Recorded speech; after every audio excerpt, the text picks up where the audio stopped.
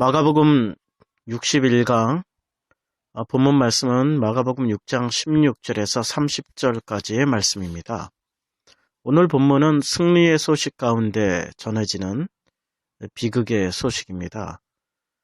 승리의 소식이라고 한다면은 12제자가 예수님의 말씀에 의해서 파송받고, 그리고 그들이 가는 곳마다 귀신도 내어쫓고, 그리고 가르치고, 그리고 그 모든 일에 승리의 소식을 전하는 6장 30절, 승리의 소식을 전하는 그 사이에 6장 16절부터 29절까지 세례 요한의 참수 사건이 들어가 있는 내용입니다. 세례 요한이 왜 이렇게 비참할 정도로 참수를 당해야만 했을까요? 얼마나 비참한 장면이냐면은 6장 27절에 보면 왕이 곧 시위병 하나를 보내어서, 시위병 하나입니다. 그 하나에 의해서 요한의 머리를 가져오라 명하니 그 사람이 나가서 옥에서 요한을 목베어. 너무나도 상세한 설명이죠. 단 한 절인데도 불구하고 왕이 시위병 하나를 보냈습니다. 그리고 그 시위병 하나를 보낸 그 목적은 요한의 머리를 가져오라 명령을 했습니다.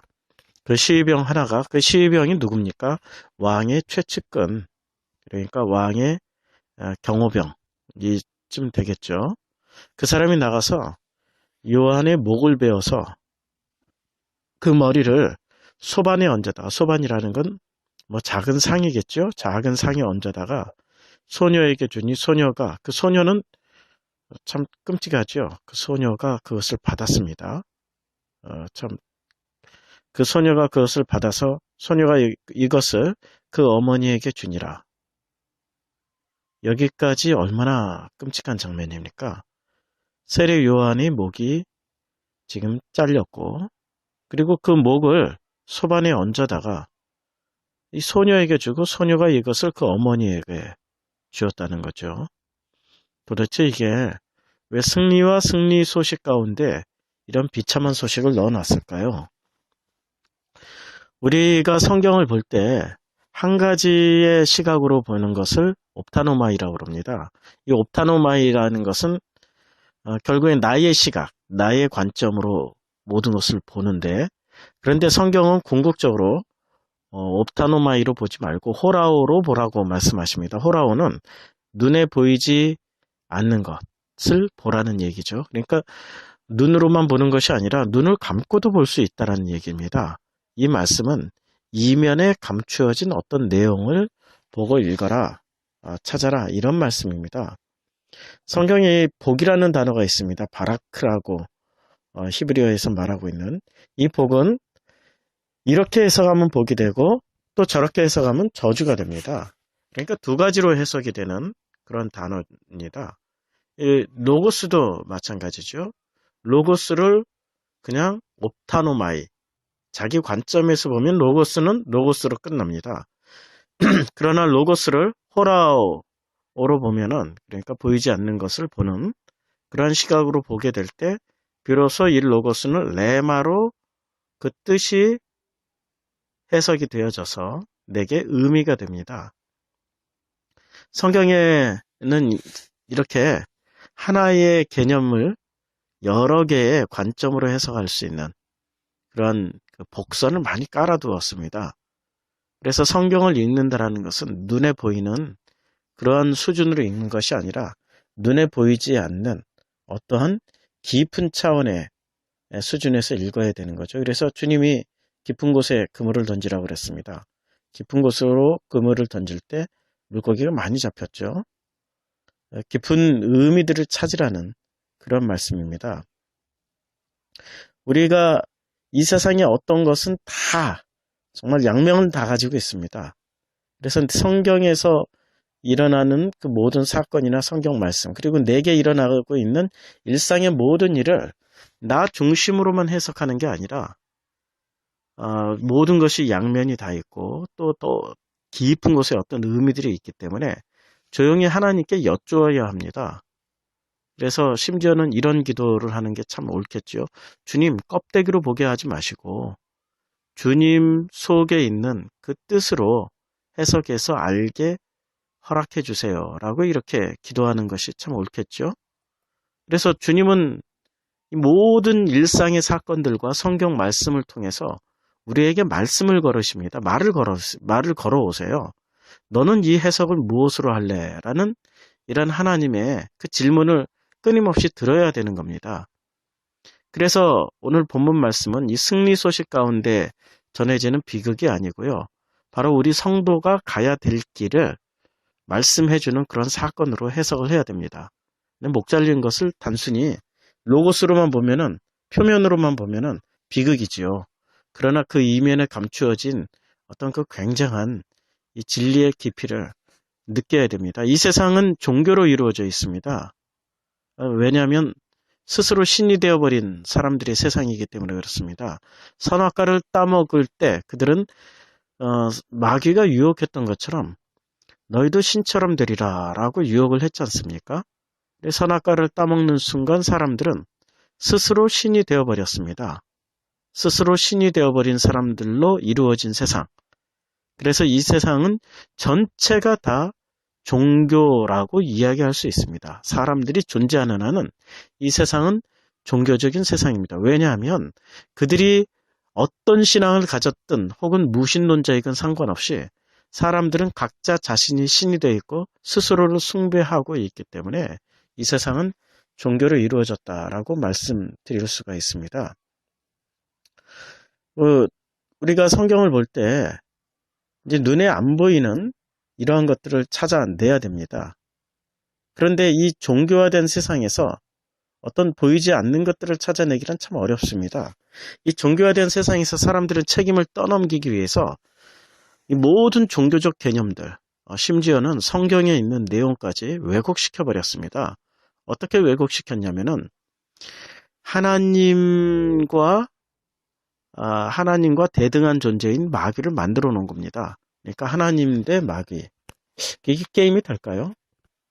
게임이 안 되죠. 하나님은 창조주시고 마귀는 피조물이잖아요. 그런데 이 마귀를 창조주의 위치까지 올려놓는, 그게 마귀 숭배죠. 마귀를 그렇게 힘 있는 존재, 능력 있는 존재로 높여놓는 것, 그것 자체가 마귀 숭배 아닙니까? 그게 사탄 종교 아니에요? 하나님과 마귀가 어떻게 대등한 그런 싸움을 할 수 있는 그런 존재로 하나님과 마귀를 그렇게 대등하게 올려놓는지 그것 자체가 이해가 안 될 정도인데 사람들은 끊임없이 그 구도로 가고 있습니다. 이 선과 악, 빛과 어둠 전부 그런 존재로 나가고 있잖아요. 흑과 백. 결국 그런 논리에서 나온 게 노예 제도를 합리화시켜 준 거죠. 마녀 사냥을 합법화시킨 거죠. 그리고 십자군 전쟁 당연하다고 생각했던 거고요. 전부 그런 구도에서 나온 거 아닙니까? 악은 외부로부터 들어오는 게 아니라 선악과 따먹은 인간 스스로가 악입니다. 선과 악으로 대결을 할 게 아니라 이렇게 놓고 보면 아주 간단하죠. 하나님 대 사람의 싸움. 이렇게 하면 아주 간단하죠. 하나님은 영이십니다. 이 하나님은 영이시기 때문에 우리의 눈에 감지도 될 수 없고 우리가 알 수도 없습니다. 요한복음 4장 24절에 하나님은 영이시니 이렇게 말씀하실 때 그 하나님은 영이시기 때문에 우리 육을 가진 인간은 그 하나님을 느낄 수도 감지할 수도 상상조차 할 수도 없는 그런 한계를 가지고 있습니다. 영과 육의 차이점은 상상도 할 수 없는 그런 수준입니다. 가장 첫 번째 영과 육의 차이점은 일하는 방식이죠. 육은 손으로 일을 합니다. 그러나 영은 말씀으로 일을 합니다. 말에 무슨 힘이 있냐고요? 그건 사람들 말이고요. 소리를 말하는 게 아니고요. 하나님의 입에서 나오는 그 말씀은 인간의 이런 말, 소리 이거하고는 차원이 다릅니다. 사람들은 꼭 옵티노마이, 자기 수준에서 자기 기준으로 보고 생각하고 느끼기 때문에 결국에는 자기 수준을 못 넘어가게 되는 거죠. 요한복음 10장 8절에 이렇게 말씀하고 있습니다. 그러면 우리가 무엇을 말하느냐? 말씀이 내게 가까워 내 입에 있으며 내 마음에 있다 했으니 곧 우리는 전파하는 믿음의 말씀이라. 9절 내가 만일 내 입으로 예수를 주로 시인하며 또 하나님께서 그를 죽은 자 가운데서 살리신 것을 내 마음에 믿으면 구원을 받으리라. 10절 사람이 마음으로 믿어 의에 이르고 입으로 시인하여 구원에 이르니라. 이렇게 이 말은 사람의 말이 아니라는 겁니다. 이 말은 즉 하나님의 그 말씀을 마음으로 믿어 의에 이르고 입으로 시인하여 구원에 이른다라고 말씀하고 있습니다. 그래서 기독교는 그 말씀을 가르치고 전하는데 우선 목표를 두고 있는 종교입니다. 그런데 성경에서는 그 말씀이 능력이고 힘이라고 했습니다. 히브리서 4장 12절에 보면 하나님의 말씀은 살아있고 활력이 있어 좌우에 날선 어떤 것보다 예리하여 혼과 영과 및 관절과 골수를 찔러 쪼개기까지 하며 또 마음의 생각과 뜻을 판단하나니라고 말씀하고 있습니다. 즉 하나님은 그 말씀 자체가 능력이고 힘이고 모든 것이라고 말씀하고 있습니다. 그 능력과 힘은 이미 하나님의 말씀에 의해서 창조된 이 온 우주를 보면 알 수 있지 않겠습니까? 더 이상의 설명이 필요 없죠. 하나님의 말씀이 그 능력이고 힘이다. 그런데 우리는 그 말씀을 해석해야만 하는 존재입니다. 육의 한계를 가진 그 인간들이죠. 우리는 그 말씀을 어떻게 알게 되고 어떻게 믿게 되어지는 겁니까? 비밀은 육인 우리는 절대 눈으로 보아서도 알 수 없고 귀로 들어서도 알 수가 없습니다. 이것을 유기성 목사님은 이렇게 말씀하시죠. 영의 눈을 뜨고 보게 해주시고 영의 귀를 열어 듣게 해주시라고 이렇게 말씀하고 있죠. 우리의 영의 눈이 있는 거고 영의 귀가 있는 겁니까? 글쎄요. 이 모든 것을 설명해 주시는 성령님 때문에 우리가 알게 되는 거고 성령님 때문에 우리가 듣게 되는 거죠. 성령님이 이런 일을 하시는 겁니다. 우리가 주체가 되고 우리가 주어가 돼서 우리가 우리 눈을 뜨고 우리가 우리 귀를 열어서 들을 수 있다라는 말씀이 절대 아닙니다. 이 모든 하나님의 말씀은 성령님께서 우리의 귀를 열어서 우리의 마음을 열어서 이 말씀을 들려주시고 깨닫게 해주실 때 알 수 있는 거죠. 6장 8절에 이런 말씀이 있습니다. 요한복음이죠. 16장 8절입니다. 그가 와서 죄에 대하여 의에 대하여 심판에 대하여 세상을 책망하시리라. 죄에 대하여 의에 대하여 심판에 대하여 세상을 책망하신다고 말씀하셨습니다. 그래서 우리가 성령님의 그 말씀, 그러니까 성령님께서 해석해 주시는 그 말씀 때문에 비로소 죄에 대하여, 그러니까 죄, 이 모든 세상 죄를 지고 가신 그 예수 그리스도에 대하여, 의에 대하여, 의는 없나니 하나도 없습니다. 오직 한 분 예수님만 빼고요.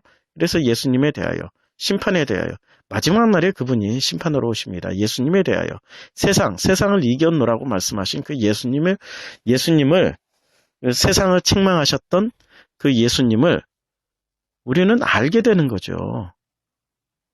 우리는 예수님을 알 수 있는 그 방법은 오직 성령님에 의해서만 알 수 있습니다. 모든 성경은 오직 예수 그리스도만 말씀하시는 거 아십니까? 우리가 창조 과정도 사실은 예수님만 설명하고 있습니다. 창조가 6째 날까지 창조하시고 7째 날은 안식일로 쉬셨잖아요. 그런데 안식일 하면은 우리가 쉬었다. 그냥 아무 일도 하지 않았다 이렇게 생각하는 게 아니고요. 그 안식일 날이 완성이라는 뜻이죠. 샤바라고 하죠. 샤바트가 샤바에서 나온 말이죠. 이 영어의 샤바스가. 그러니까 샤바라는 말이 7이라는 뜻입니다. 그런데 이 7이 곧 완성이다. 이런 뜻이 되는 거죠. 그런데 어떻게 완성되는 겁니까? 그러니까 첫째 날도 첫째 날도 안식일을 위해서 존재하는 거죠. 둘째 날도 안식일을 위해서 존재하고, 셋째 날 창조도 안식일을 위해서 존재하고, 모든 것이 안식일로 모아지는 겁니다. 넷째 날, 다섯째 날, 여섯째 날도 안식일을 위해서 이게 존재하는 날들입니다. 결국에는 첫째 날부터 여섯째 날까지 모든 피조물은 이 안식일로 모아지는 거죠. 그러니까 결국에는 하나라는 얘기입니다. 안식일 하나, 7이란 이 완전 숫자, 성경에서 제일 많이 나오는 숫자가 7이라, 7, 10, 12, 이게 아주 중요하게 사용되잖아요. 그러니까 이 모든 날들은 결국에는 안식일로 모아지고, 이 안식일은 누구를 설명하고 있습니까? 마가복음 2장 마지막 절에 인자는 안식일의 주인이다, 이렇게 말씀하고 있지 않습니까?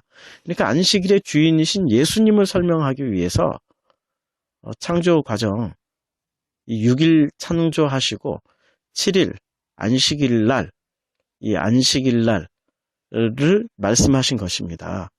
그러니까 인자는 안식일의 주인이다, 이렇게 주님이 오셔서 직접 말씀하신 거죠. 네, 맞잖아요. 성경에 보면 또 이런 말씀이 있지 않습니까? 성경에는 내가 율법을 폐하러 온 것이 아니라 율법을 완성하러 왔다. 그리고 그 율법은 사랑이라고 주님은 말씀하시지 않았습니까? 이게 왜 사랑이 율법이 완성이 되는지를 한번 설명해 볼까요? 광야에 있을 때 이스라엘 백성들에게 하나님은 10계명을 주셨습니다. 근데 이 10계명은 두 부분으로 나누어져 있습니다. 1계명부터 5계명. 이게 하나님의 사랑이죠. 그리고 6계명부터 10계명까지. 이거는 이웃사랑이지 않습니까? 그러니까 하나님 사랑, 이웃사랑, 이 두 계명, 이 두 계명이 존재합니다.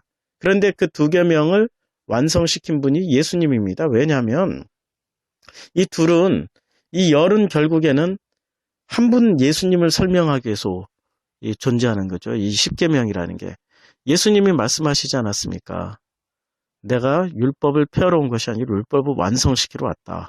그리고 그 율법의 완성은 사랑이다, 이렇게 말씀하지 않았습니까? 그 사랑이 뭡니까? 하나님 사랑, 이웃 사랑. 그리고 이웃 사랑은 누구죠? 그 이웃은 누굽니까?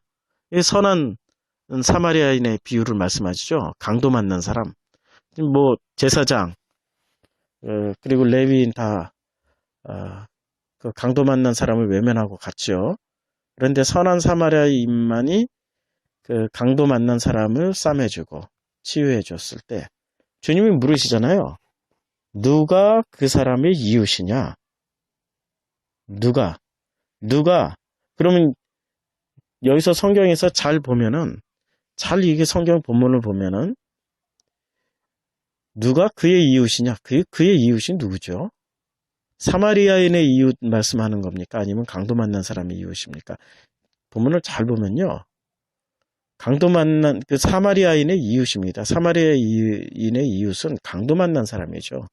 근데 그 강도 만난 사람은 누구죠? 예수 그리스도입니다. 그 예수 그리스도. 성경은 전부 다 예수 그리스도만 설명해 주고 있는 겁니다. 그러니까 10계명의 첫 번째 계명부터 다섯 번째 계명은 하나님 사랑. 그리고 여섯 번째부터 마지막 계명까지는 이웃 사랑이라고 그랬는데, 그 이웃이 누구죠? 예수님 사랑. 하나님 사랑, 예수님 사랑입니다. 그렇게 성경은 오직 예수님만 설명해 주고 있습니다. 즉 성령이 임했다라는 것은 어떤 권능을 행한다, 그리고 어떤 능력을 행한다라고 이해하기보다는요, 성령이 임하시면 성경이 믿어지고, 그리고 그 성경의 말씀이 이해가 되어지는데, 그 말씀에 담긴 그 예수 그리스도를 이 역사 가운데서 깨달으면서 살아가고 있다라는 의미가 되는 겁니다. 성령이 임하셨다라는 건 결국엔 어떤 성경 본문을 보든지 간에 예수 그리스도가 보인다라는 거죠. 그게 바로 성령이 임하셨다라는 말씀입니다. 이 헬라어에서는 이 보다라는 단어가 4개 나옵니다. 그 순서대로 정리하면 이렇습니다. 옵타노마이, 이것은 내 마음대로 내 시각으로 내 자신의 관점으로 보는 단계입니다. 그래서 어떤 사물을 보든지 간에 아주 자기중심적인 해석을 하게 되는 거죠. 이것은 이 세상 사람들, 이 종교화된 세상, 그러니까 전부 다 선악과 품고 스스로 신이 되어버린 사람들의 그 시각, 그것 자체입니다. 그리고 두 번째 보다라는 단어는 에이돈인데요. 에이돈도 보다라는 뜻인데, 이거는 무엇을 보냐면은 하나님이, 영이신 하나님이 우리 눈에는 보이지도 않고 감지도 안 되는 그분이 우리에게 당신을 계시하시려고 보여주셔서 보게 되는 단계입니다. 우리는 하나님을 무엇으로 보죠? 성경 말씀으로 보죠. 성경 말씀을 볼 때, 이게 하나님의 말씀이구나. 또 하나는 무엇으로 알게 됩니까? 구약 성경에서는 성전을 통해서 하나님을 보게 되죠. 그래서 하나님은 우리 사람들에게 성경 말씀과 그리고 성전을 통해서 보라고 말씀하셨습니다. 그런데 사람들은 이것을 옵타노마이로 봅니다. 그러니까 자기 시각에서, 자기 수준에서 봐버립니다. 그래서 이 성경의 모든 말씀은 자기 우상이 돼버리죠. 성전도 우상이 돼버리고 맙니다. 그래서 성경 말씀을 잘 지켜서 복받자, 성전에서 예배 잘 드려서 복받자, 이렇게 다 자기식으로 해석을 해버리는 겁니다. 그래서 하나님은 세 번째 단계로 브레포라는 이 단계를 주셨습니다. 이 브레포, 보다. 이것은 하나님을 바로 보는 훈련을 하나님께서 시키는 그러한 일 가운데서 벌어지는 봄입니다. 보게 되는 사건이죠. 그러니까 먹어봐야 맛을 알고 만져봐야 뜨거운 줄을 알게 되는, 이럴 때 브레포가 됩니다. 이와 비슷한 단어는 히브리어에 야다라는 단어가 있죠. 안다. 경험해서 알게 되는 거. 경험으로 보게 되고 인지하게 되는 거죠. 이때 그 모든 경험은 예수님께서 이제 직접 간섭을 하십니다. 성령님께서 직접 간섭을 해서 보게 되는 그런 경험을 하게 되는데, 이때는 나의 그 옵타노마이와 그 다음에 이 브레포, 내가 가지고 이 하나님의 그 것이 이제 충돌해서 싸움이 일어나는 겁니다. 이것을 고난이라고 그럽니다. 사실은 이 고난이 우리에게 유익하고 선물인 것은 우리가 가지고 있는 지독한 자기의 고정관념, 내가 도저히 버릴 수 없는 어떤 편견들, 이런 것들을 하나님이 이 브레포의 과정에서 이게 다 청소를 해주십니다. 이 경험을 통해서. 우리가 어린아이가 애기들이 자꾸 뜨거운 거 만지려고 할 때 지혜로운 엄마는 그렇게 교육을 시키잖아요. 그러니까 데이지 않을 만큼 적당히 뜨거운 거 손을 이렇게 끌어다가 딱 대주고 애기가 깜짝 놀랄 때 뜨거 하고 가르쳐 주잖아요. 그 다음에 애기가 뜨거운 거 만질 때마다 뜨거 하면은 애기는 이 뜨거가 어떤 말인지를 몸으로 경험해서 알게 돼서 안 만지잖아요. 그게 바로 브레포입니다. 그 다음에 마지막으로 보는 단계가 호라오죠. 이 호라오는 사람의 마음으로 보는 단계입니다. 보이지 않는 것을 보는 거죠. 그리고 눈으로, 귀로 보고 깨달을 수 없는 것을 보고 깨닫게 되는 단계로 호라오라고 합니다.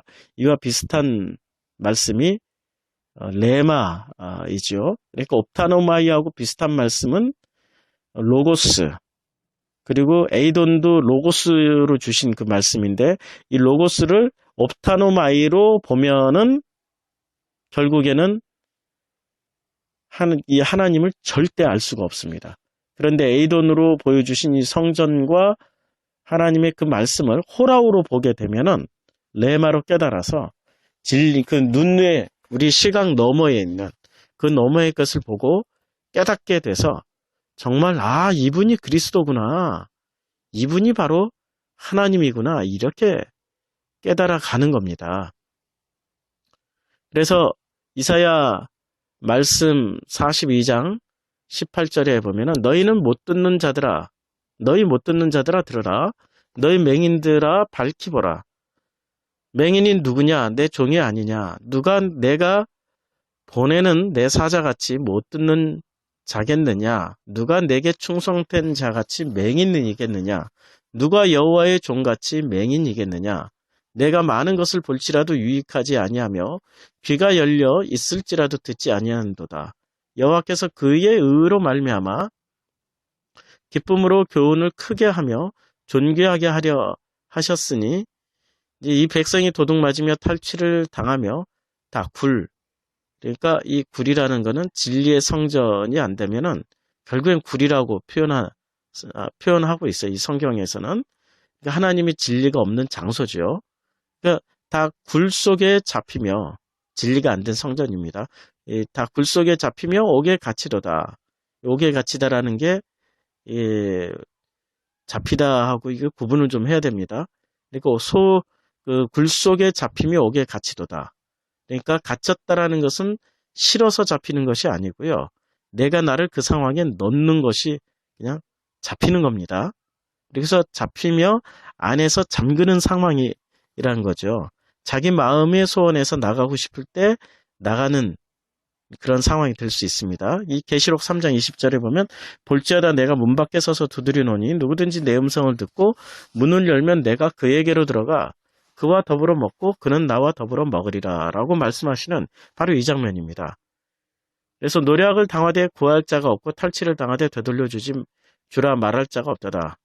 23절 너희 중에 누가 이 일에 귀를 기울이겠느냐 누가 뒤에 올 일을 삼가 듣겠느냐. 즉 내 것을 가지고 있으면 들을 수 없다라는 말씀입니다. 그래서 너희 못 듣는 자들아 들으라. 너희 맹인들아 밝히 보라라고 말씀을 하셨습니다. 그런데 이 사람들이 못 듣는 것은 스스로 굴 속에 들어가 버렸고 그리고 스스로 갇혔다라는 겁니다. 그래서 밖에 문고리가 없는 거예요. 안에서만 열 수 있게. 스스로 갇힌 자폐아들은 절대 밖에서 꺼내줄 수가 없지 않습니까? 자폐아는 스스로 안에서 문을 걸어 잠근 그런 상태잖아요. 자폐아들은 안에서 스스로 자기가 그걸 깨고 나올 때 비로소 자폐증에서 벗어날 수 있는 거죠. 그 종교화된 인간들이 딱 이런 모습입니다. 그런데 그 사람들에게 하나님의 말씀이 호라오 너머의 것으로 깨달아질 때 그들이 비로소 그 말씀을 듣고 그 안에서 문을 열고 나올 수 있다라는 말씀입니다. 내 것을 가지고 있으면 절대 들을 수 없다라는 말씀이죠. 무언가를 배우려면 집중을 해야 됩니다. 집중할 때 비로소 제대로 들을 수 있습니다. 그런데 우리는 무엇에 집중하고 있습니까? 하나님 말씀인가요? 아니면 우리 내면에 있는 그 소리들에게 집중하고 있는 걸까요? 아닙니다. 진심으로 하나님의 음성을 듣고자 한다면은 하나님의 그 말씀을 듣고자 한다면 우리 마음에 가득한 그 나의 아우성과 때론 잔잔하게 하나님의 음성처럼 위장한 채 속삭이는 그 나의 소리들을 구분해낼 줄 알아야 됩니다. 그래야 하나님의 말씀과 나의 내면의 음성이 섞이지 않게 될 것입니다. 그래서 예수 그리스도의 말씀이신 그분을 알아가는 첫걸음은 무엇이 되어야 됩니까? 기도 많이 하는 걸까요? 아닙니다. 나의 음성, 하나님의 음성도 구분할 수 없는데 기도 많이 한다면 오히려 더 악해질 수가 있습니다. 이러면 성경을 많이 읽는 걸까요? 아닙니다. 그 성경 아무리 많이 읽으면 뭐합니까? 그 해석이 나의 해석이고 옵타노마이로 보는 호라우도 못하는 나의 해석이고 그리고 하나님 주시는 그 해석인지도 모른 채 무조건 성경 읽다가 무조건 그냥 이거 성령님 주신 것이다. 덜커덕 믿어버리면 끝장납니다. 그리고 그 해석이 신학자의 해석이고 목사님의 해석이고 이거 무조건 믿자. 그것도 아닙니다. 모든 성경은 정말로 호라우로 이해를 해야 됩니다. 내가 이건 너무 좋아. 이 해석이 너무 좋아. 이렇게 나가는 게 위험할 수 있다는 거죠. 그렇게 나갈 때 나의 해석일 수 있고 왜냐하면 내 욕심, 내 마음하고 딱 합한 거죠. 그 목사님의 그 신학자의 그 마음에 드글거리는 그 마음의 소리인지 그거 어떻게 알 수 있습니까? 뭐 신학자는 그래도 객관적이라 할 수 있지만 우리 목사님들 설교 그거 객관적이라 할 수 있겠습니까? 지금 한국 현대교회, 현대 그 한국교회가 아니라고 증명해주고 있지 않습니까? 그럼 어떻게 해야 됩니까? 그래서 신앙의 첫걸음은 예수를 먼저 알아가는 것이 아니라 바로 내가 누구인지를 그리고 내 마음에 가득한 나의 마음의 소리가 무엇인지를 아는 게 첫걸음이어야 됩니다. 그래서 우리 마음의 소리가 무엇인지를 알게 되었을 때 비로소 우리는 그 성경의 말씀이 내 속의 말인지 아니면 예수 그리스도의 그 말씀인지를 구분하게 됩니다. 내가 누군지를 알았을 때 말이죠. 그때 비로소 그 말씀이 내 말인지 그리스도의 그 말씀인지를 알게 되고 그렇게 알게 되는 것이 바로 신앙생활의 첫 걸음이 되는 겁니다. 맞잖아요? 그리고 예수님이 죽어야 성령님께서 오시는 거죠. 그래야 그 성령님께서 비로소 예수님에 대해서 가르쳐 주실 것이고 그의 말씀이 우리 안에서 살아 숨쉬면서 예수가 누군지를 해석을 해주는 거죠. 그래서 예수는 반드시 죽으셔야 했고 죽으신 다음에 그 죽으심의 자리로 가신 다음에 비로소 이 일은 그 죽으심의 자리로 가신 다음에 우리 인간들과는 상관없이 오직 삼위일체 하나님께서 계획하신 대로, 그리고 그 계획대로 진행하신 대로 오직 하나님을 위해서 성령님이 오시는 겁니다. 그래서 이 하나님이신 예수님은 십자가에서 당신의 사명을 다 감당하신 겁니다. 이 사람을 위해서가 아니고 삼일체 하나님을 위해서 하신 겁니다. 이 하나님 차원에서 계획하시고 진행하셨고 결론을 지으신 것입니다. 사람이 거기에 개입할 여지는 눈꼽만큼도 없습니다. 그러면 우리 사람들은 무엇을 해야 되는 겁니까? 사람은 그냥 사람들의 일을 감당하면 되는 겁니다. 근데 사람들의 일이 뭐죠? 사람들의 일은 예수를 숭배하고 예수를 높이고 예수를 우상처럼 또 다시 섬겨버리는 그런 일을 하는 것이 아니고요. 우리 자신이 누군지를 알게 되는 것, 그것이 사람이 해야 될, 그 감당해야 될 일입니다. 그 일은 바로 내가 바로 예수 죽인 죄인임을 깨닫는 길이죠. 그 길로 가야 되는 겁니다. 그래서 오늘 본문을 옵타노마이로 보면은 오해 소지가 많습니다. 왜냐하면 예수의 앞길을 준비한 사람, 그 겸손한 사람이죠. 이 신들매도 감당치 못하겠다고 말씀하셨던 그 겸손했던 요한, 그는 흥하여야겠고 나는 쇠하여야 하리라고 말을 했던 자기 갈 길을 알고 가던 그 세례 요한이 오늘 비참하게 목이 잘린 겁니다. 그것도 여자들에 의해서 말이죠.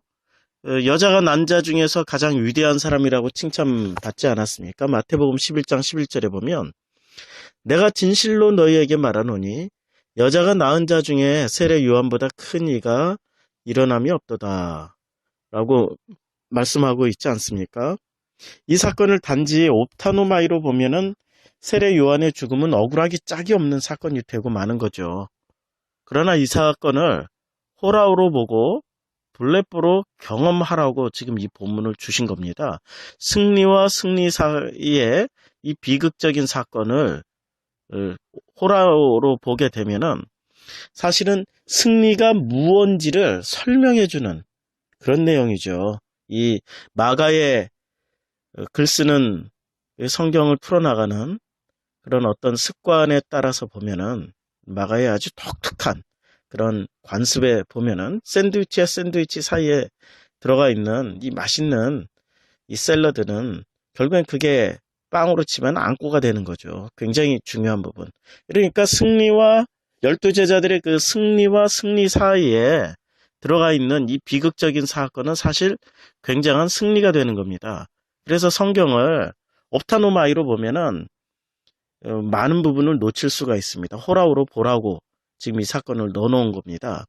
그런데 이 호라우로 보려면은 우리가 몇 가지 또 이해를 해야 됩니다. 우선 하나님은 어떤 존재라는지 우리가 좀 먼저 생각을 해봐야 됩니다. 하나님은 어떤 존재죠? 하나님은 눈에 보이지 않는 분이십니다. 우리는 그분을 감지할 수도 없는 유한의 존재이고 그분은 무한의 존재이십니다. 하나님은 절대선이시고요. 하나님은 정말로 이 온 우주에 가득하신 분이십니다.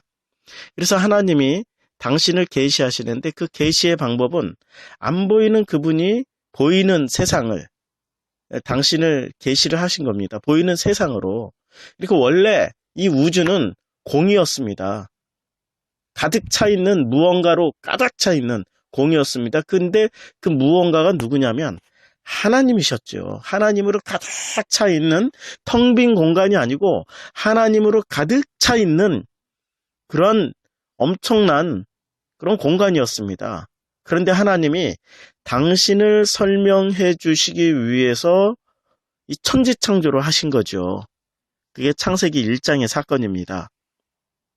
그리고 당신을 보여주시기 위해서 천지창조를 하시고 그리고 사람들에게 성전이라는 것을 보여주셨습니다. 그 성전을 통해서 우리가 하나님을 알아갈 수 있는 거죠. 그런데 사람들은 익숙한 것은 굉장히 익숙하게 받아들이는데 익숙하지 않은 것은 아주 낯설게 받아들입니다.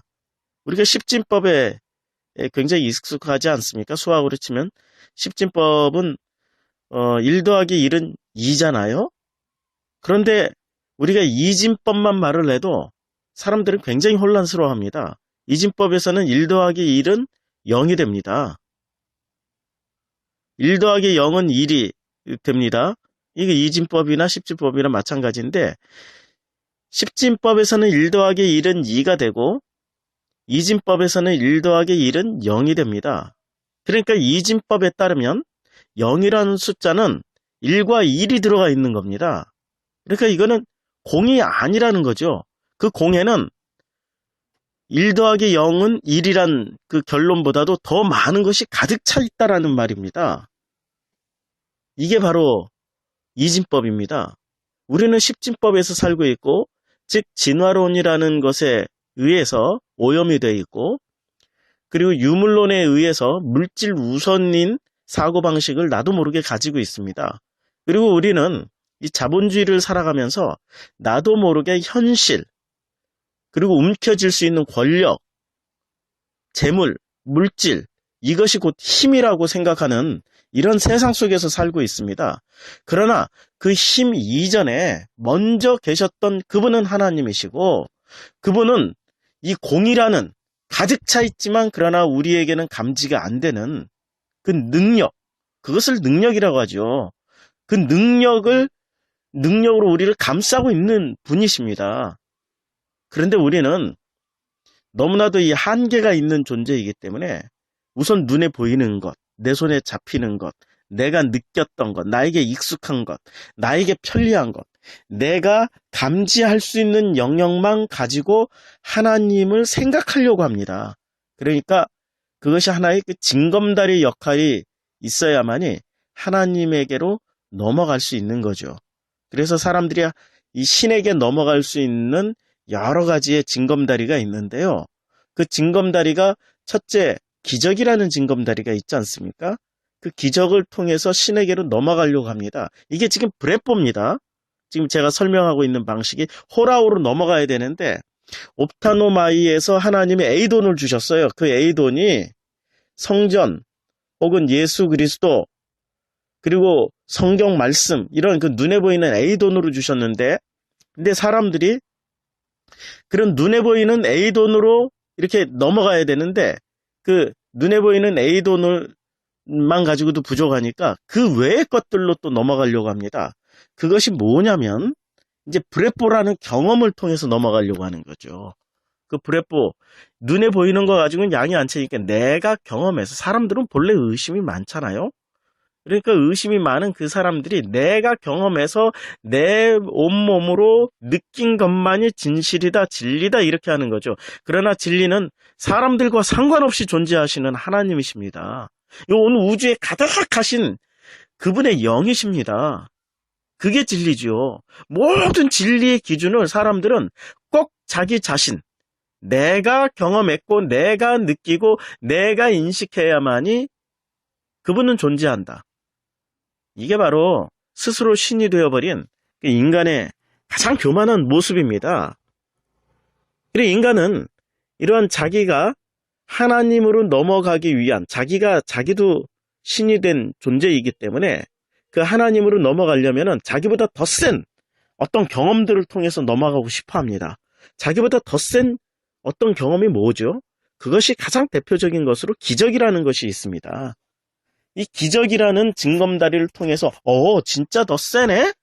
하고 하나님이 존재한다라고 생각하고 하나님 영역으로 한 발을 내딛는 그런 존재가 바로 인간이죠. 그런데 하나님은 그러한 기적만 가지고는 다 감지할 수 없는 분입니다. 그래서 사람들은 이 기적을 통해서 하나님이 있다라는 것을 믿기는 하지만은, 그러나 하나님이 있다라는 것만 믿지 그 하나님을 나의 인격, 나의 전 존재로 이렇게 믿지를 않습니다. 그냥 인지만 할 뿐입니다. 기적을 통해서는 하나님이란 존재가 있긴 있구나, 이렇게 인지만 할 뿐이지 그것이 믿음으로 들어가서 그 믿음이 나의 인격이 되고, 나의 인격이 결국에는 나의 전 존재가 아버지가 원하시는 그 삶을 살으셨던 예수 그리스도처럼 나라는 인격은 비워지고 이제는 아버지의 뜻대로만 살게 되는 그리스도의 인격으로 채워져 가는 그 과정으로 나가는 게 신앙인데 그 과정까지 못 나간다는 거죠. 기적만 가지고 기적이라는 징검다리를 통해서 넘어온 사람들은 결코 그 하나님의 그 과정까지 이를 수가 없는 겁니다. 그래서 하나님은 사람들에게 당신을 설명할 수 있는 그 방식으로 에이돈, 그러니까 보여주셨습니다. 뭘 보여주셨냐면은 성전을 주셨습니다. 그러니까 하나님과 세상 사이에 성전이 존재하고 있는 거죠. 그러니까 눈에 보이지 않는 하나님이 있고요. 눈에 보이는 세상 사이에 이 성전이라는 것을 통해서 징검다리 삼아서 넘어와라. 이렇게 눈에 보이는 성전, 이 성전은 누구를 상징하죠? 예수 그리스도.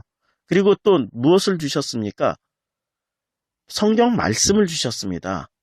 이 십계명을 주셨죠. 광야에서 보이지 않는 하나님을 이 보이는 세상의 사람들에게 계시하기 위해서 주셨던 것이 성막, 그 다음에 십계명 그 말씀이죠.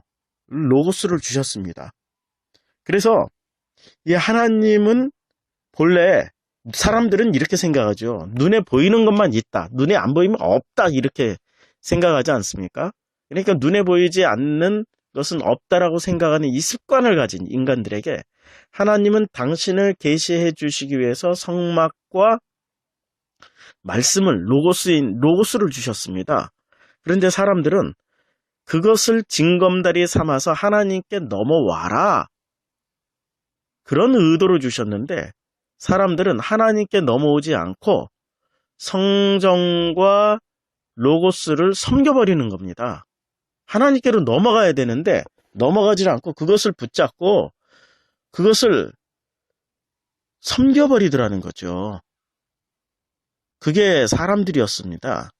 그러니까 예수 그리스도가 제자들에게 그 마지막 다락방 설교에서 이렇게 말씀하셨습니다. 내가 죽어야 보혜사 성령님이 오신다. 그래서 예수 그리스도는 반드시 죽임을 당하셔야만 했습니다.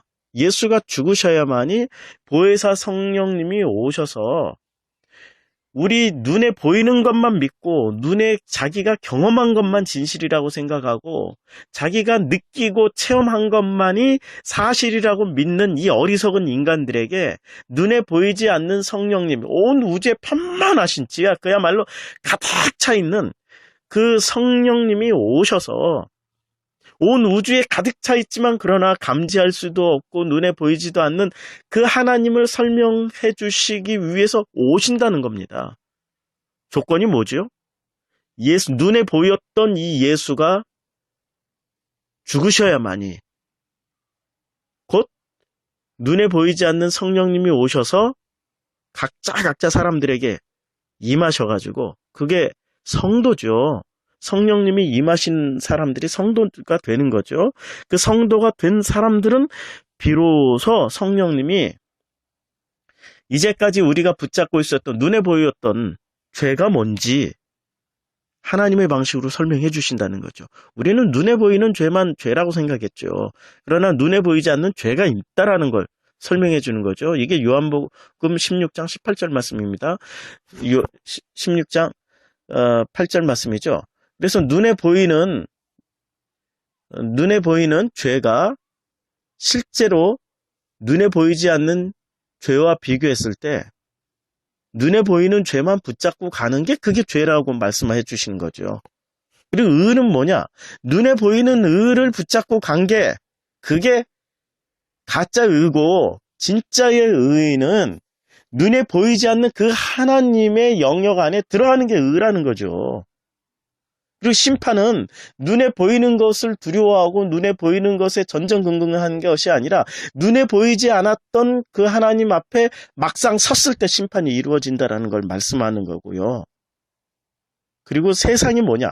이 세상은 눈에 보이는 것만 가지고 이게 전부다라고 생각하는 것, 그게 세상이죠. 그 세상을 심판하신다고 그랬죠.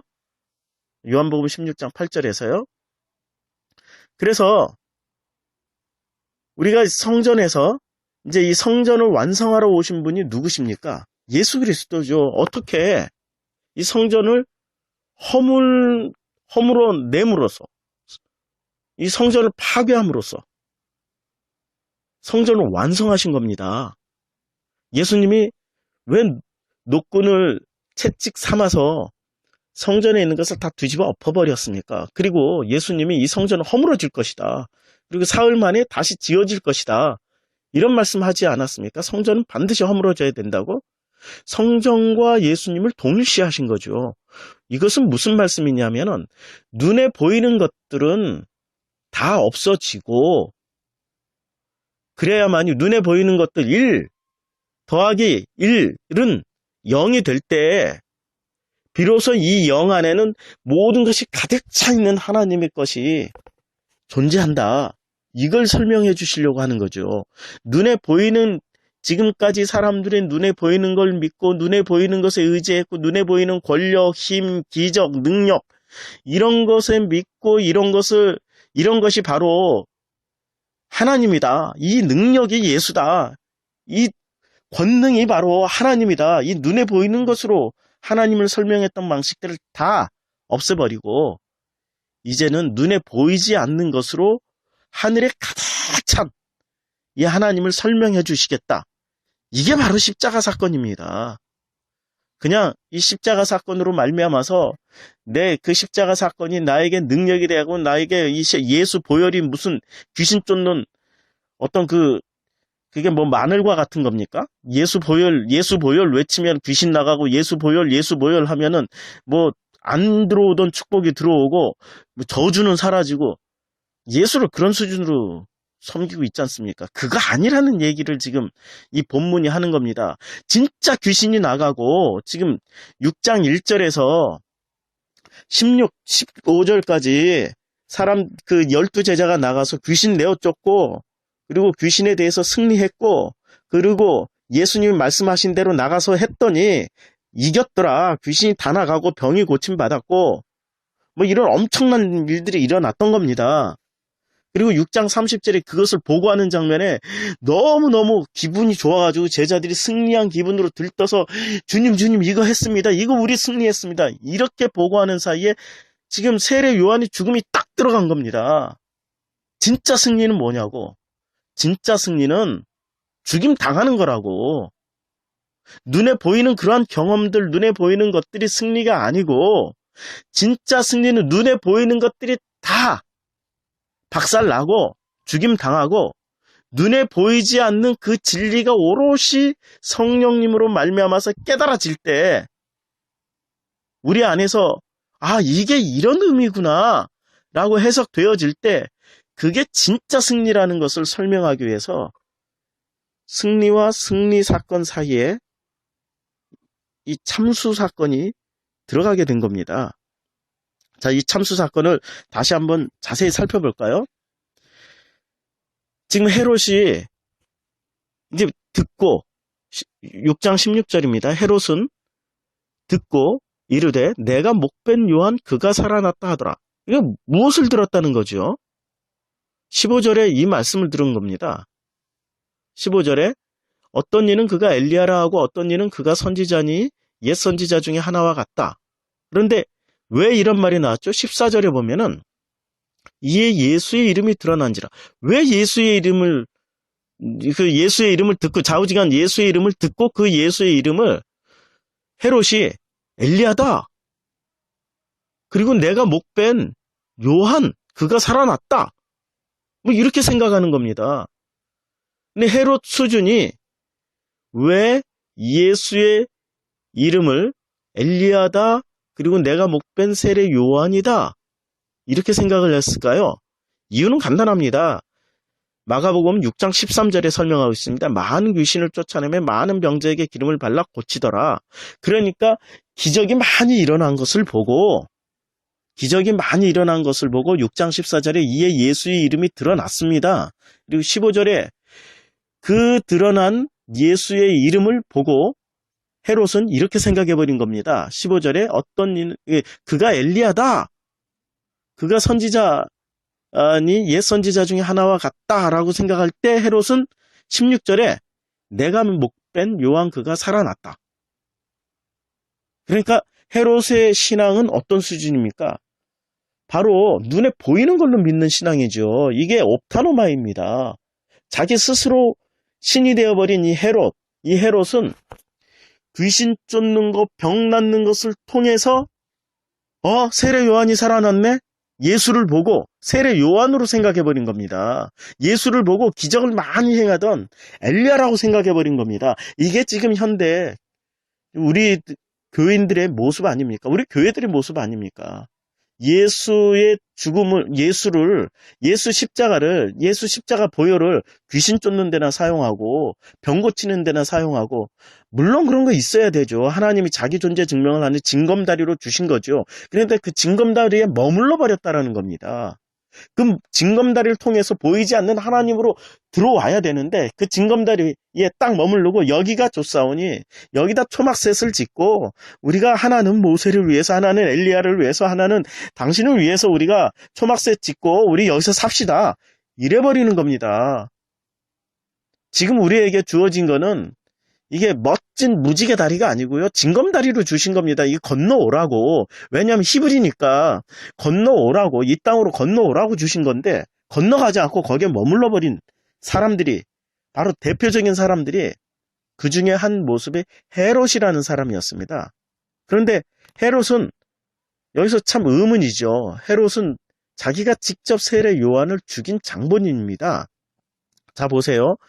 하나님은 당신을 설명하시기 위해서 보이는 것들로 설명하셨다고 그랬잖아요. 그런데 그 보여지는 예수는 십자가에서 죽임 당했을 때 비로소 이제 성령으로 오신 겁니다. 보이지 않는 성령님이 그리스도의 영이라고 그랬죠. 그러니까 성령님이 예수 그리스도의 영이십니다. 예수 그리스도라는 말씀입니다. 보이는 예수님을 십자가에서 죽였을 때 비로소 죽임당했던 그 예수님을 대신해서 보이지 않는 성령님이 오셔서 사람들 마음에 각자 자리를 잡고 그분이 성전이 되어주셔서 눈에 보이는 성전이 무너졌을 때 눈에 보이지 않는 성전이 사람들 안에서 완성이 되어서 그 성전으로 말미암아서 참 성전이 누구인지, 그리고 참 예수가 누구인지, 참 하나님이 누구인지를 설명해 주시겠다는 말씀이죠. 그러니까 눈에 보이는 예수를 죽였던 그 사람들이 나중에 베드로가 설교할 때 어떤 반응을 보입니까? 베드로가 설교할 때 어이없고 가슴을 치면서 어찌할 바를 모르게 되는 겁니다. 그리고 눈에 보였던 그 예수가 징검다리가 되어서 눈에 보이지 않는 그리스도의 영을 받게 되는 거죠. 이게 지금 신앙생활에 있어서 굉장히 중요한 과정입니다. 하늘에 가득 찬, 이 온 우주에 가득 찬 이 하나님의 영광의 영을 우리가 체험하기 위해서는 십자가라는 징검다리를 건너가야 됩니다. 그런데 사람들은 십자가를 섬겨버리고 있습니다. 십자가를 섬겨버리고 있어요. 십자가가 능력 맞지요. 그리고 십자가가 영광의 상징 맞지요. 그런데 그것을 섬기라고 하나님이 주신 게 아니라 그것을 징검다리 삼아서 그리스도의 그 장성한 분량에 이르도록 주님은 그 십자가 사건을 우리에게 주신 겁니다. 자, 지금 헤롯을 보세요. 헤롯이 바로 머무르는 사람의 대표적인 사람입니다. 그 기적만 보고 병 고치고 귀신 쫓는 그 기적을 보고 내가 죽였던 세례 요한이 부활했다. 이렇게 생각하고 있어요. 살아났다라고. 그리고 6장 22절부터 이제 세례 요한이 어떻게 죽임 당했는지의 모습이 자세히 나오는데요. 자, 6장 23절에 헤롯이 맹세를 합니다. 이 장면을 잘 보세요. 이 싱크로가 어디로 이렇게 딱 겹치는지. 또 맹세하기를 무엇이든지 내가 내게 구하면 내 나라의 절반까지라도 주리라 하거늘 자기 나라의 절반까지 준다. 이 장면이 어디서 나오는 장면인지 아십니까? 자, 마태복음 4장 9절 한번 보시겠어요? 이르되 만일 내게 엎드려 경배하면 이 모든 것을 내게 주리니. 그러니까 이 모든 세상을 예수에게 주겠다라는 겁니다. 엎드려 절만하라. 그럼 내가 주겠다. 이게 바로 세상 임금들의 특징입니다. 세상 임금은 자기가 모든 권력, 모든 능력을 가졌다라고 생각하고 자기가 마음대로 주고 마음대로 사고 팔 수 있다라고 생각하는 게 세상 임금들의 특징입니다. 지금 예수님을 유혹한 그 마귀가 세상 임금이지 않습니까? 지금 헤롯 세상 임금이지 않습니까? 이 세상 임금은 딱 이 수준으로 생각합니다. 맹세하기를 맹세까지 합니다. 내가 내게 구하면, 내게 절하면, 내게 구하면 좌우지간 아스카 하면은 에스크, 내 나라의 절반까지라도 주리다, 이렇게 말을 했습니다. 이 세상 임금의 특징이죠. 근데 이 세상 임금은 어떤 수준의 사람들입니까? 기적이나 병 고치는 것, 귀신 쫓는 것을 보고 하나님, 예수 그리스도를 하나님이라고 생각하지 않고 엘리야다, 세례 요한이다라고 생각하는 사람들의 수준입니다. 그러니까 엘리야와 세례 요한은 어떤 수준이죠? 엘리야는 능력을 상징하고 있죠. 유대 사회에서 가장 큰 능력을 발휘한 사람이지 않습니까? 그리고 세례 요한은 어떤 사람입니까? 예수를 알되 부분적으로만 안 사람이었죠. 이게 아니라고요? 맞습니다. 그 아볼로가 그 예수를 증거하고 있었습니다. 아볼로가 예수님을 잘 증거하고 있었고 아주 정말 이 유대 사회에서 예수 그리스도를 잘 증거하고 있었습니다. 그러나 그 아볼로가 다시 세례를 받게 되는 사건이 나옵니다. 다시 세례를 받고 그 세례를 통하여서 다시 세례를 받고 그리고 예수를 제대로 안 사건이 나타납니다. 사도행전 19장 1절부터 보면 아볼로가 고린도에 있을 때 바울이 윗지방으로 다녀 에베소에 와서 어떤 제자들을 만나 이르되 너희가 믿을 때 성령을 받았느냐? 그리고 이르되 아니라 우리는 성령이 계심도 듣지 못하였노라. 바울이 이르되 그러면 너희가 무슨 세례를 받았느냐? 대답하되 요한의 세례니라. 요한 수준의 세례 가지고도 이 아볼로는 열심히 예수를 증거했습니다. 그러나 그 예수는 바울이 알고 있는 예수와는 차원이 다른 예수입니다. 아시겠어요? 그래서 세례를 다시 지금 주는 장면입니다.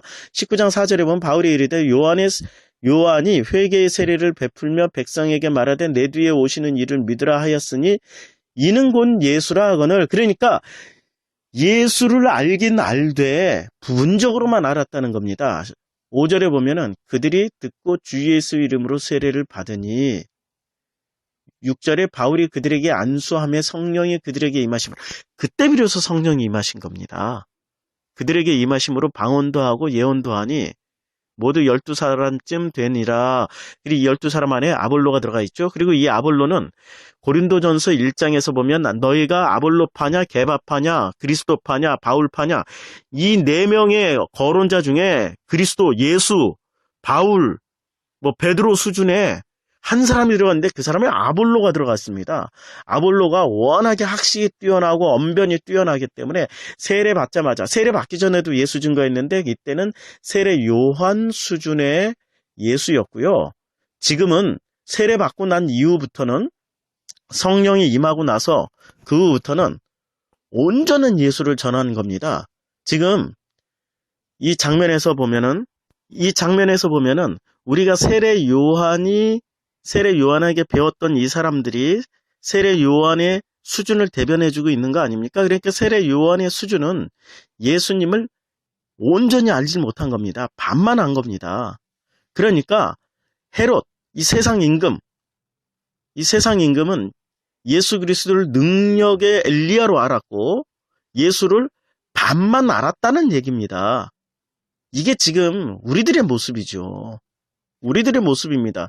예수를 능력으로 알고 예수를 알되 온전한 그야말로 성령을 통하여서 온전한 그분이 진짜 이 모든 것의 모든 것인 하나님이다. 이렇게 알고 있는 것이 아니라 눈에 보이는 수준으로만 나에게 유익한 수준으로만 나에게 이익이 되는 수준으로만 나에게 어떤 그 문제 해결 소원 성취 목적 달성 이런 수준으로 예수를 믿고 예수를 이용했던 거죠. 아닌 거죠. 아닌 거예요. 결코 그거 아닙니다. 그런데 그가 어떤 명령을 내립니까?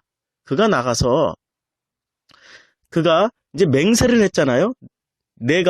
내게 구하면, 내가 누구죠?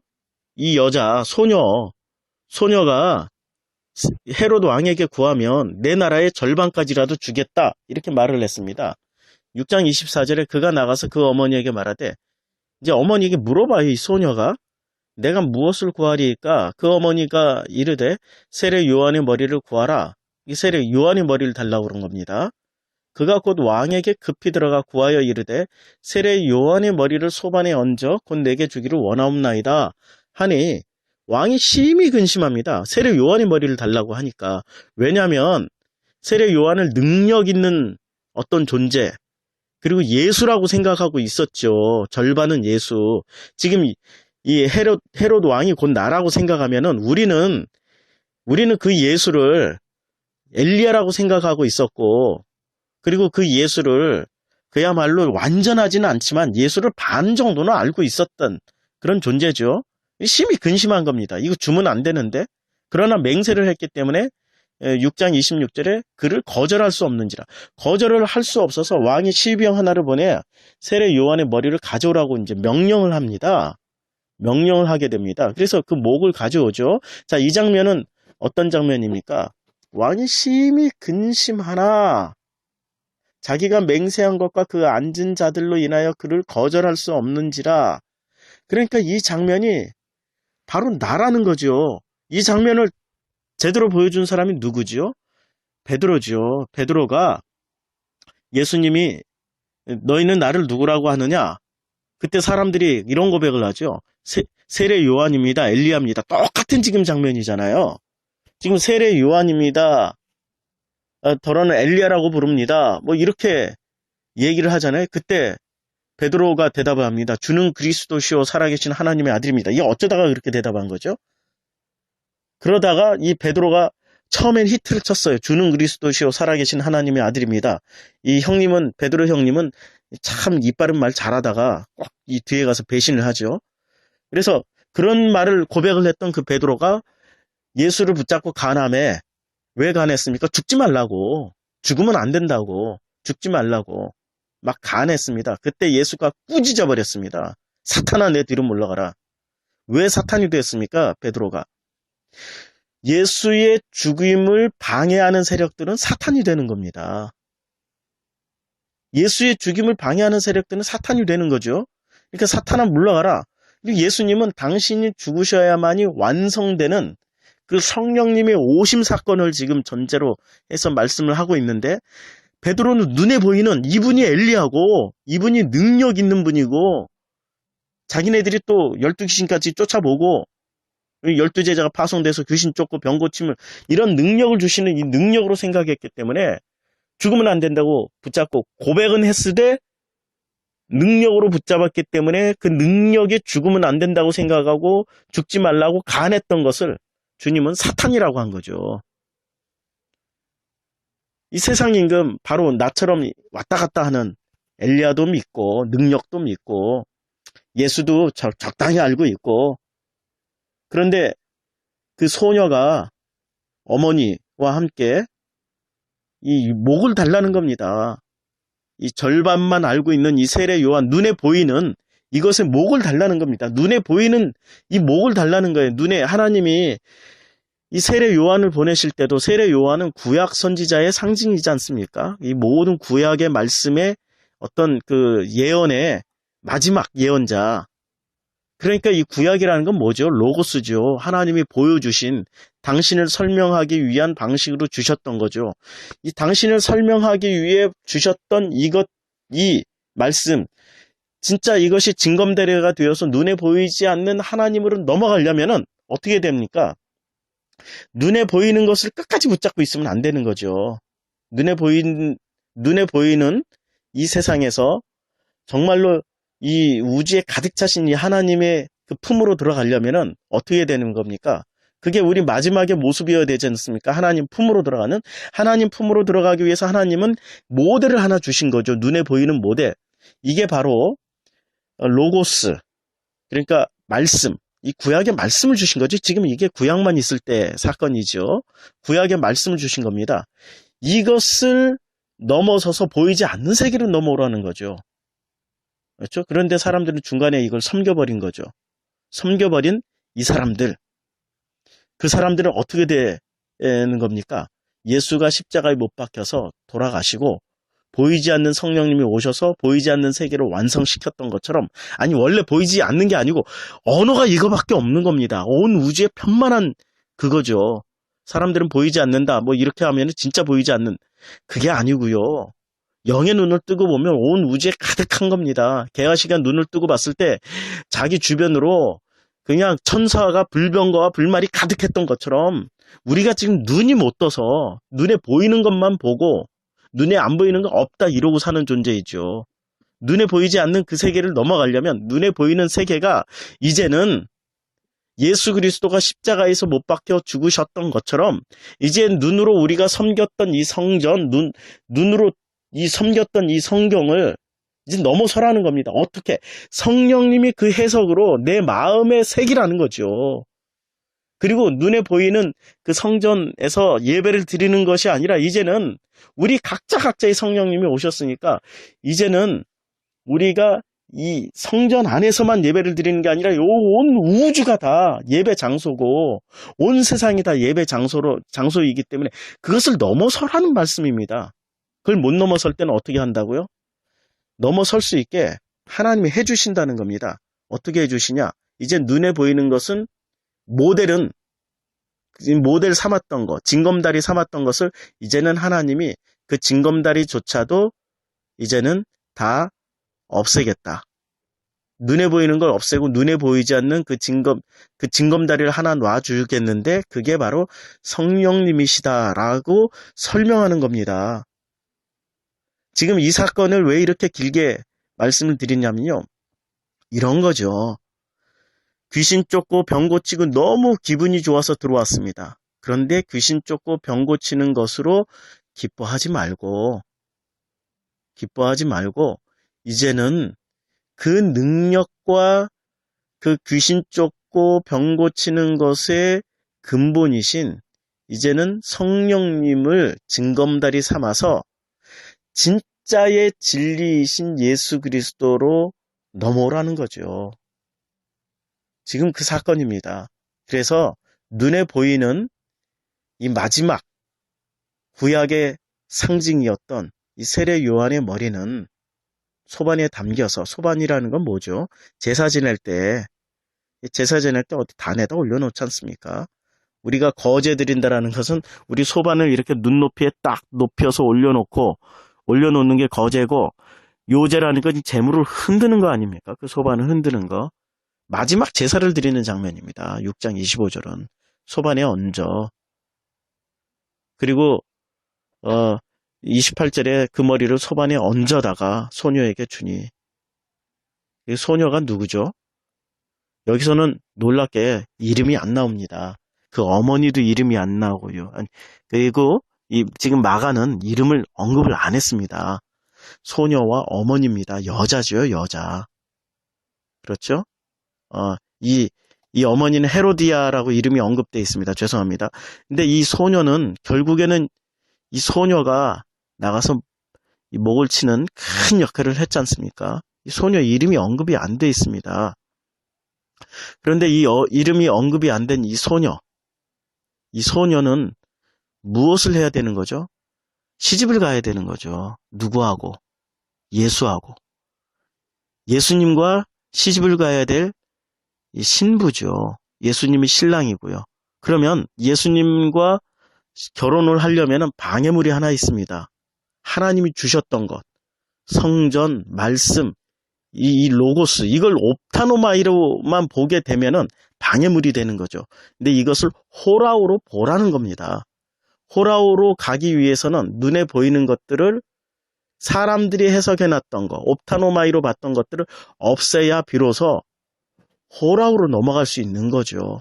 지금 그걸 설명하는 겁니다.